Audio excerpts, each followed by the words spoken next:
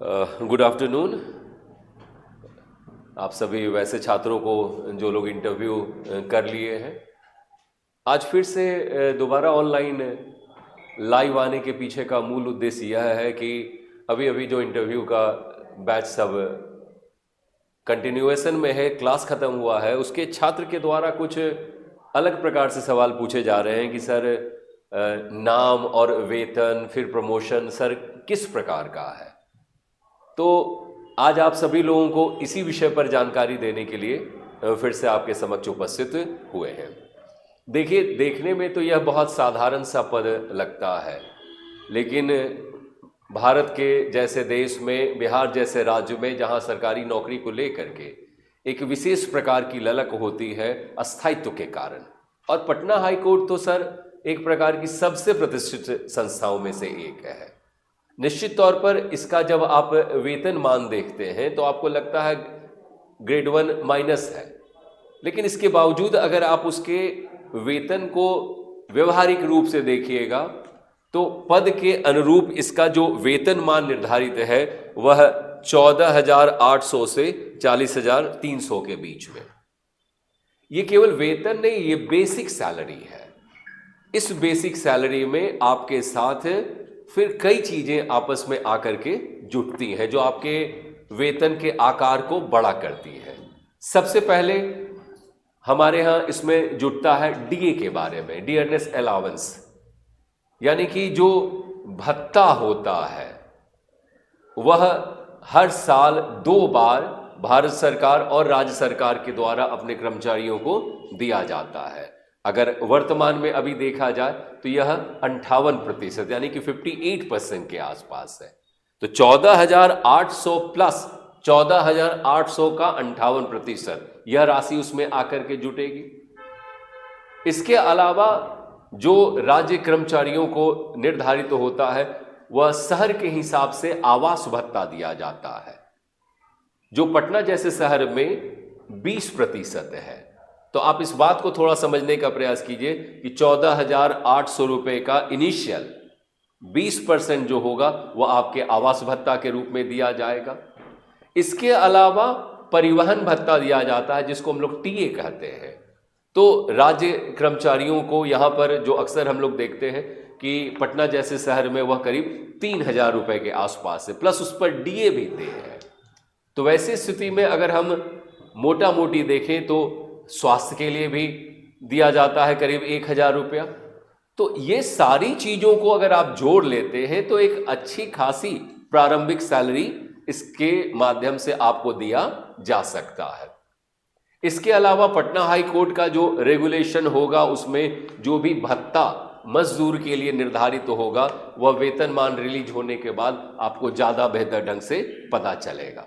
लेकिन यह पता है कि सरकारी कर्मचारियों को साल में 2 बार इंक्रीमेंट जो डीए के रूप में दिया जाता है और 1 बार बेसिक सैलरी के रूप में भी दिया जाता है। यानी कि हर बार अगर हम राज्य कर्मचारी की बात करें तो करीब 3%, जैसे 14,800 है उसमें 3% आप और जोड़ दीजिए, तो 3% जो जोड़ेंगे तो वह अमाउंट जो होगा वह अगले साल उस सैलरी में बढ़ करके आ जाएगा। यानी कि करीब करीब 14,300 है तो अगर 600 रुपये अगर इधर आता है तो अगले बार जो बेसिक बनेगा वो 14,900 बनेगा। 15,000 अगर 600 बढ़ा तो 14,800 में अगर 600 जोड़ देते हैं तो 15,400 हो जाता है।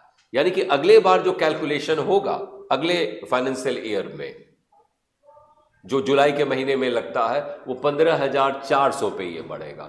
तो ऐसा नहीं है कि इसकी सैलरी कम है, किन्हीं के द्वारा अगर ये हरास किया जाता है कि क्या वेतन मिलेगा, क्या ही पद है, तो क्या ही वेतन मिलेगा। तो वैसे छात्रों के लिए जो बेरोजगार हैं उनके लिए पटना हाई कोर्ट जैसा प्रतिष्ठित सरकारी संस्थान में काम करना, एक अच्छा समय पर वेतन प्राप्त करना, सरकारी नियमानुसार विभिन्न प्रकार की छुट्टियों का उपभोग करना, अपने जीवन को बेहतर ढंग से जीने का अवसर यह पटना हाई कोर्ट देता है।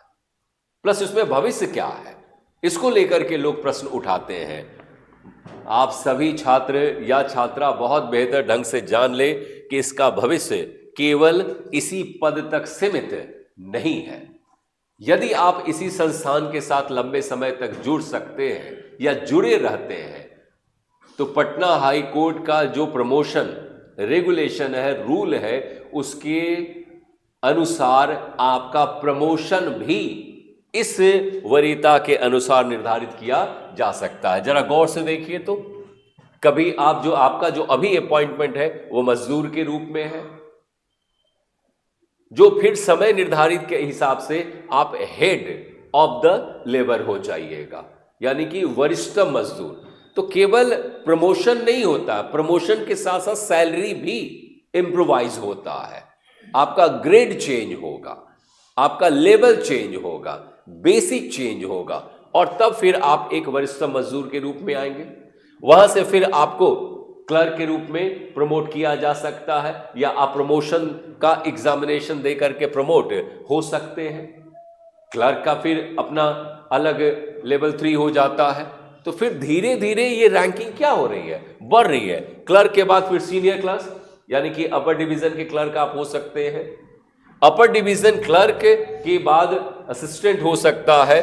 अच्छा, यहां पर थोड़ा सा जब आगे बढ़िएगा तो यहां पर फिर बढ़ते बढ़ते आप सोचिए कि अनुभाग अधिकारी, यानी कि एक प्रकार से जो सबसे बड़ा जो हमारा पोस्ट होता है सेक्शन अफसर, वहां तक आप जा सकते हैं। सेक्शन अफसर यानी कि एक सेक्शन का बॉस हो जाता है, ये गस्टेड रैंक का अफसर है। तो वैसी स्थिति में अगर प्रमोशन का कंसेप्ट है तो प्रमोशन का ढांचा भी इस प्रकार का होता है। प्रसाली छप गया है, ये प्रसाली नहीं है, बल्कि ये वास्तव में जो होगा वह प्रशासी यानी कि एडमिनिस्ट्रेटिव अफसर जो होता है वो वहां तक जा सकता है, और फिर हाई एडमिनिस्ट्रेटिव अफसर।